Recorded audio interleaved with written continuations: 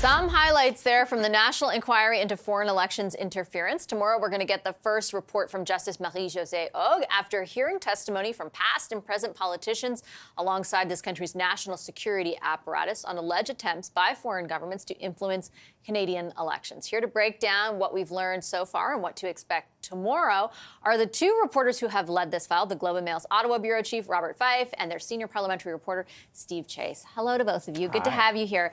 Bob, let's start off, first of all, just explaining to Canadians who weren't following everything what tomorrow symbolizes. There's two phases to this inquiry, and phase one, essentially the conclusion gets released tomorrow.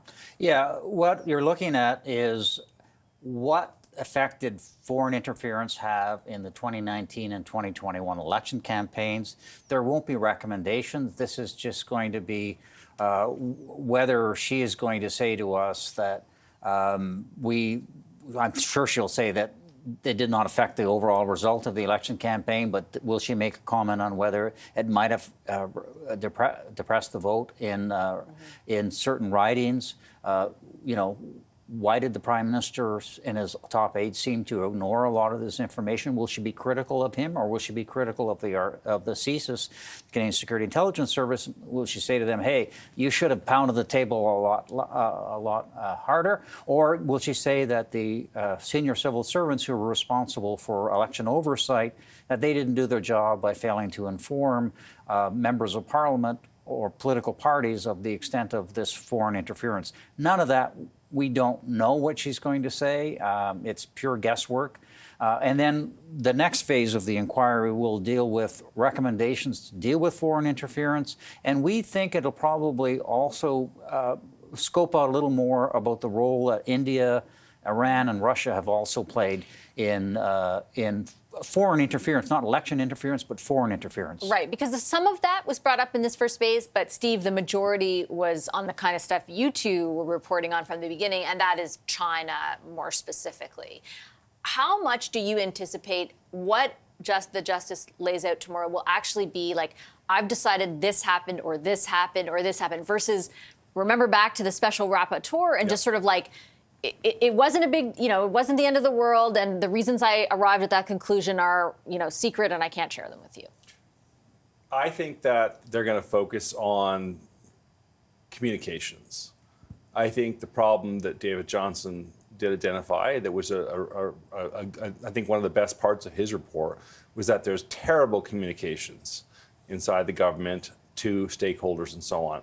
I don't think, frankly, they had long enough to to sort of plumb the depths of our election campaigns. This was a rushed deal, and I think, and frankly, they should have taken a lot longer. So I think they're going to focus more on what do we know, how do we respond, and did we do a good job of it? And do you think that will involve some assessment, Bob, of the government's? I mean, we heard, just to be blunt to everyone, we heard from the Prime Minister. He testified during this. We heard from the 4 top staffers in his office. We heard some pushback to some of what they presented around intelligence from the director of Canada Spy Agency himself. Like, how much do you anticipate that factors into this? I don't know how she's going to respond. The commission lawyers seem to be focused on process, whereas the lawyers for the political parties and the diaspora communities, I thought, asked better questions. But certainly, we got information not only from documents that were tabled, but the Prime Minister and his top aides' view was that election interference did not affect the overall results of the election, which nobody disputes, that you can't believe everything that CSIS says.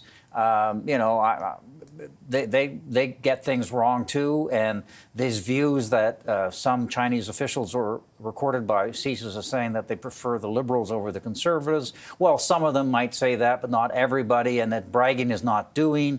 So there was a lot from the Prime Minister's office of downplaying this election interference by China. And I don't know whether she's going to accept the Prime Minister's version of event or question it. But, the CSIS director was recalled after the Prime Minister's testimony. He said, look, I did tell him all this stuff. I guess that's sort of, Steve, what I left feeling a bit confused about, because I think that the documents that we saw clearly outlined that the threat was a very serious one. Some of the evidence presented through firsthand accounts also would have supported that conclusion. Then the CSIS director says that's what I conveyed. But to be fair to the Prime Minister and the people around him, they made some good points as well about intelligence not necessarily being evidence, about instances where they had pushed back, for example, on CSIS, and it turned out that in those instances CSIS was wrong. What do you walk away feeling? Do they perceive it to be serious? Have they acted like it was serious? I think that one of the things that came out of the hearings was that they were focused on a completely different type of threat. They looked at the 2016 U.S. election, they looked at the Russian interference or alleged interference, and they built a system to deal with Russia, almost a Maginot Line, in that it was pointed the wrong way. And they were not ready for Chinese state interference, which one of the most important guardians in Canadian national security, CSIS, is saying is the foremost aggressor. What about, I guess, then sort of jumping off of that, Bob, the idea that, as you mentioned a few times, it's universally accepted that the full outcome of even the people who were testifying, like Aaron O'Toole and others, weren't saying that the overall outcome of the election was called into a question. Why does it matter if at a more granular level it was impacted? Okay, well, look, nobody disputes that there was Chinese disinformation, both on WeChat, on the propaganda arm of the Global Times, but also in Chinese media and radio against the Conservatives. Mr. O'Toole says he thinks that they lost 5 to 9 seats on the result of this because the votes were suppressed in heavily Chinese Canadian ridings. The Liberals say he's a sore loser. There's no evidence that it was just close elections and they lost because they had such a hawkish platform that was against China that it turned off Chinese voters.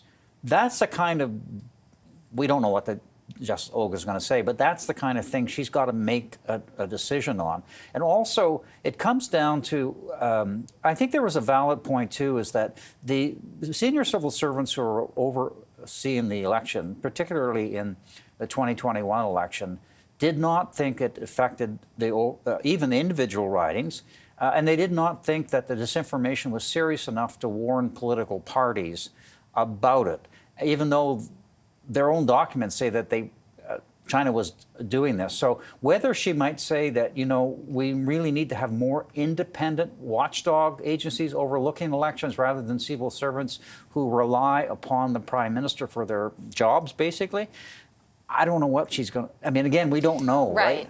One of the themes that came out was the impunity with which foreign actors are operating. And I don't think anyone disputed that. The idea that they see Canada as a low-risk, high-reward playground for foreign interference. And so the implication is it's going to get worse.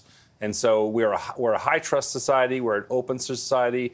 We don't have a lot of surveillance. We don't have a huge national security surveillance apparatus. So what CSIS has found is a warning of what more is to come. It's going to get worse if you don't step in. Just really one very quick, follow-up for you, Steve. So much has been made about the way that this was handled, the process, how long it took to arrive at the possibility of an inquiry. Do you think the government does anything else tomorrow other than say, I accept these findings in full? I think that they've got a package of national security measures ready. We had some sense that it was going to come already, but they've clearly decided to wait for the response, and then they come forward with a number of measures which could include allowing CSIS to speak more plainly and openly to people. It could include, and very much should include, I think, if you listen to the politicians who gathered on the Hill yesterday, a foreign influence registry. The question is how long they wait before announcing that these measures are moving forward. My guess is maybe right after the report comes out. If it's really bad, it'll happen right after the report. We'll see. Yeah, thank you so much, both of you. Appreciate making the time for the discussion. Bob Fife and Steve Chase with the Globe and Mail. Coming